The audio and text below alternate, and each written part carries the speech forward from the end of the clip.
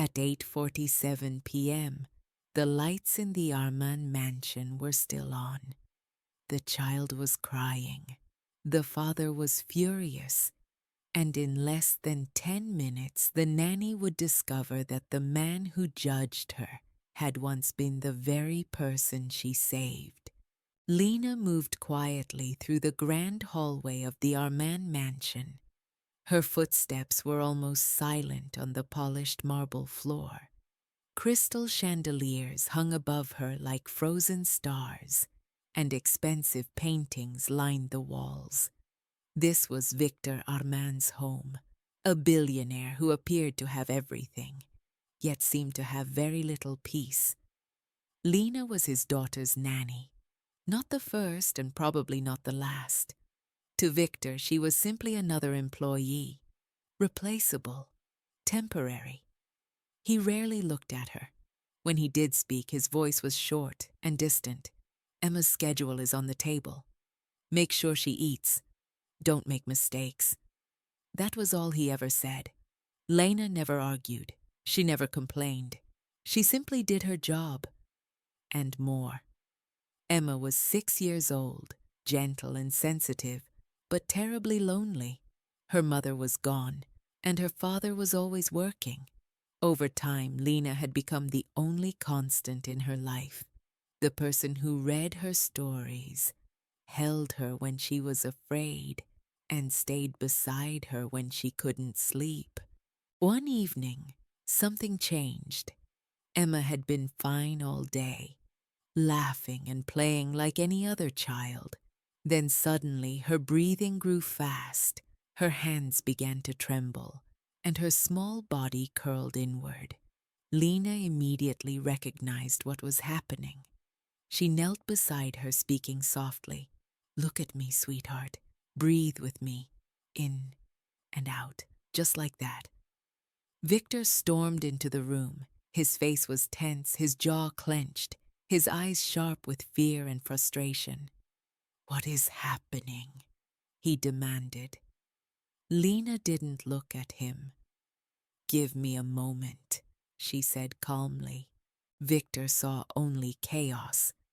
His daughter shaking, the nanny kneeling beside her, and himself feeling completely helpless. His fear turned into anger. "What did you do to her?" he snapped. Lena didn't flinch. She stayed focused on Emma, guiding her breathing slowly and steadily. Gradually, the shaking stopped. Emma's body relaxed, and her tears faded. Only then did Lena stand up. Victor stared at her, confused and unsettled. "You should have called me earlier," he said coldly. Lena met his gaze calmly. "I handled it." The next day, Victor found an old photograph on the kitchen counter. Lena must have dropped it from her bag. It showed a young boy lying in a hospital bed, pale and fragile, connected to machines. Beside him stood a younger version of Lena, holding his hand. Victor's chest tightened as he looked at it. He recognized the hospital. He recognized the year, but he couldn't immediately place the memory. He called his assistant and ordered a background check. Within hours, a file appeared on his desk. He saw something that made his heart stop. Years ago, when Victor was a child, he had been hospitalized. He had been scared, alone, and feeling forgotten. And there, in the records, was proof. Lena had been a patient too.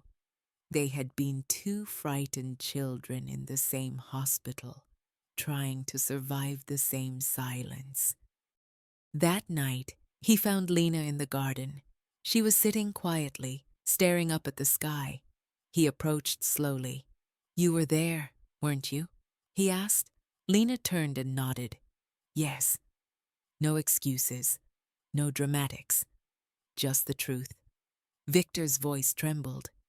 "I almost destroyed the woman who saved me." Lena looked at him gently. "You didn't know." He shook his head. "That's what makes it worse." Lena stood up and picked up her bag. Victor noticed immediately. "Where are you going?"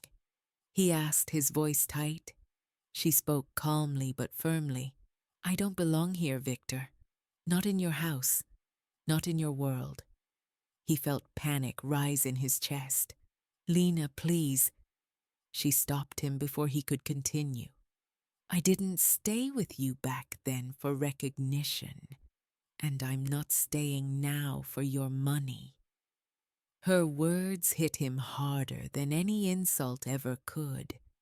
At that moment, small footsteps echoed on the stairs. Emma had woken up.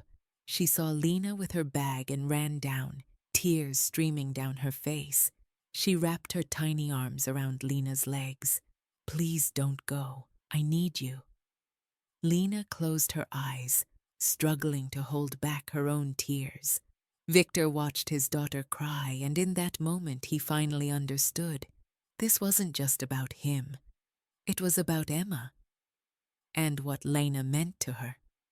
Victor slowly dropped to one knee, not as a billionaire, not as a CEO, just as a man who had been humbled. He looked up at Lena. You didn't just save me once. You saved my daughter too. His voice broke. If you leave, I don't lose just a nanny. I lose the only person who ever truly saw me. He extended his hand slowly, not commanding, but asking, Stay, not because I pay you, but because you belong here.